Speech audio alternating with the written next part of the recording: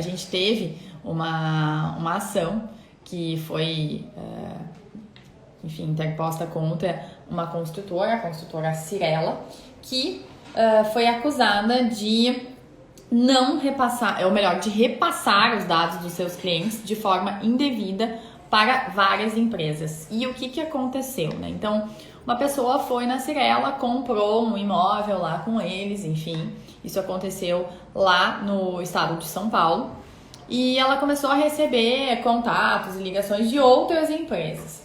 E lá pelas tantas, ela encaminhou um e-mail questionando isso, e o retorno que ela teve, o funcionário dessa empresa respondeu o seguinte, deu o seguinte retorno.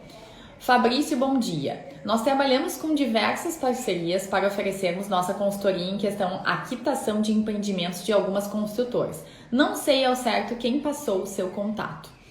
Parceiros, então assim, várias parcerias, e não fala sequer quem são essas empresas, não lista nada, e simplesmente deu essa informação e jogou ali, e foi o suficiente para a gente, enfim, ter esse desdobramento e a Cyrela acabar sendo condenada, né, justamente por toda essa situação. Então, o que a gente teve de fato nesse episódio aqui que aconteceu?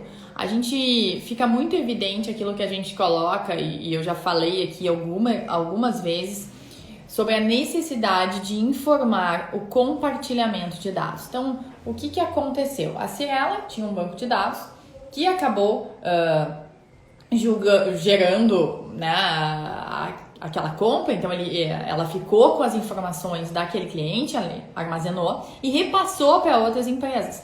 Só que em momento algum ela noticiou, avisou ou falou a respeito disso.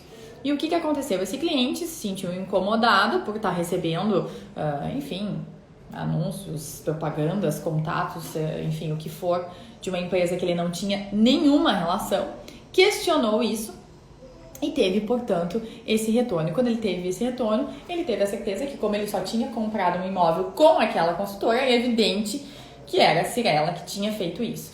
E a condenação que a gente está falando aqui foi uma condenação de R$10 mil. Então, a gente não está falando de um valor baixo, nada nesse sentido. Então, é bem importante que a gente tenha isso em mente. O que acabou acontecendo?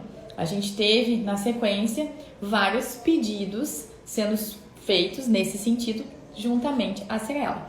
E aí, a gente começou aí a ter um desdobramento de todos as consequências disso. Então, é absolutamente certo que essa é a primeira de muitas que virão. E assim como a gente tem a Cyrela, a gente tem várias outras empresas nessa mesma situação.